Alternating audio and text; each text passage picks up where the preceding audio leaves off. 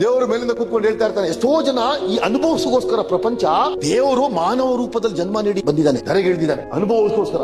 ಆದ್ರೆ ದೇವರು ಎಲ್ಲಾ ಕೊಟ್ಟು, ಎಲ್ಲಾ ಸಕಲೇಶ್ವರದಾಗ ಒಳ್ಳೆ ಕೈ ಕಾಲು ಎಲ್ಲಾ ಕೊಟ್ಟು ಕಳಿಸಿದ್ಮೇಲೆ ದೇವ್ರ ಮೇಲೆ ನೋಡ್ತಾ ಇರ್ತಾನೆ. ಎಲ್ಲ ಕೊಟ್ಟಿದ್ದೆಲ್ಲ ಏನ್ ಮಾಡ್ತಿದ್ದಾನೆ ಅಂದ್ರೆ, ಇವನು ಕೂತ್ಕೊಂಡು ಮೇಲೆ ನೋಡ್ತಾನೆ ದೇವರಿಗೆ. ಏನಾದ್ರು ಆಕ್ಸಿಡೆಂಟ್ ಆದ್ರೆ ನಾನೇ ಸಿಕ್ಕಿದ್ದ, ಸಾಲ ಆದ್ರೆ ನಾನೇ ಸಿಕ್ಕಿದ್ದ, ನನ್ ಮಕ್ಕಳು ಓದಿಲ್ಲ ಆದ್ರೆ ನಾನೇ ಸಿಕ್ಕಿದ್ದ, ಮೇಲೆ ನಾನೇ ಸಿಕ್ಕಿದ್ದ.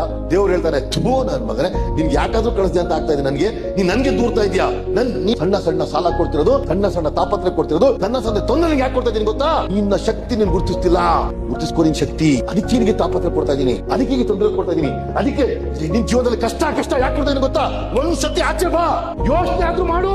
ಜೀವನ, ಜನನ ಮತ್ತೆ ಮರಣ ಅದು ನನ್ನ ಕೈಯಲ್ಲಿದೆ. ನಿನ್ನ ಯೋಚನೆಯ ಶಕ್ತಿ ಮೇಲೆ ನನ್ನ ಯಾವುದು ಪ್ರಭಾವ ಇಲ್ಲ. ನೀನ್ ಯೋಚನೆ ಮಾಡಿದ್ರೆ ರಾಕೆಟ್ ಹೊಡಿತ್ಯಾ, ನೀನ್ ಯೋಚನೆ ಮಾಡಿದ್ರೆ ಫ್ಲೈಟ್ ಹಿಡಿತ್ಯಾ, ನೀನ್ ಯೋಚನೆ ಮಾಡಿದ್ರೆ ಚಂದ್ರ ಹೋಗ್ತೀಯಾ, ನೀನ್ ಯೋಚನೆ ಮಾಡಿದ್ರೆ ಮೊಬೈಲ್ ಹಿಡಿತ್ಯಾ, ನೀನ್ ಯೋಚನೆ ಮಾಡಿದ್ರೆ ಟಿವಿ ಹಿಡಿತ್ಯಾ.